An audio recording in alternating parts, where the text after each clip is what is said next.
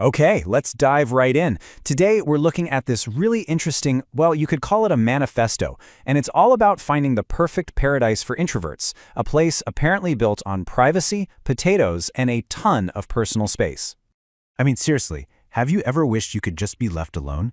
In this world of constant dings, notifications, and meetings, don't you ever just dream of a place where quiet isn't a luxury you have to fight for, but it's just the way things are?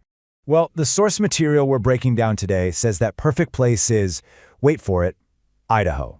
Yep, you heard that right. It makes this bold and honestly pretty hilarious claim that the gem state is the ultimate sanctuary for anyone who just wants to be left to their own devices. So, what's the secret sauce? Why Idaho? According to this manifesto, it all starts with the social code, which you can pretty much sum up in just two words: neighborly distance. Now, this isn't about being unfriendly, not at all. It's more like this deep, unspoken agreement everyone has. They call it the Idaho vibe. It's basically an unwritten contract to respect each other's solitude. You'll help out when someone's in a jam for sure, but otherwise, you keep a comfortable and often a very long distance. And this one line just absolutely nails the entire concept. It's friendly, right? They do wave back. But it's also crystal clear that your neighbor is enjoying their solitude from a very, very safe distance. It's connection without the actual contact. Okay, so this whole vibe of solitude, it's really built on a foundation of fierce individualism. And that brings us to the next core idea in this manifesto, let's say, unique perspective on freedom. This comparison just lays it out so perfectly.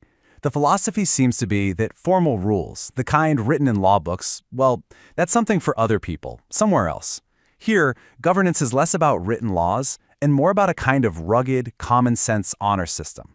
And here is that whole ethos in action. I mean, obviously it's a joke, but it's this super satirical take on extreme self-reliance. But you know what? It taps into a real feeling of anti-bureaucracy. The main idea is that you solve problems directly and you do it yourself, long before any official can get involved. So how does all this actually work day to day? If you're not relying on formal systems, how do you get anything done? Well, the manifesto proposes a very, very straightforward method. And here it is, the official 4-step guide. It's all about radical self-sufficiency. You see the problem, you grab the duct tape, you hope for the best, and then, and this is the most important part, you get right back to minding your own business. No forms, no committees, absolutely no fuss. So when you put it all together, you've got the vibe of neighborly distance, the freedom from rules, this whole culture of self-reliance. What do you actually get? The manifesto calls it a quiet toughness. So let's bring it all home. The final conclusion. Why Idaho? Because it offers this really rare combination. It's peaceful, which lets you have your solitude. It's tough, so it demands self-reliance. And, my favorite part, even the landscape itself seems to respect your privacy. The mountains aren't judging you. They're just minding their own business. And that leaves us with the big question, doesn't it? This vision of an introvert's utopia, it's incredibly appealing. But is this rugged, self-sufficient solitude the highest form of freedom you can get? Or is it maybe more of a beautiful, romantic myth? Something to chew on.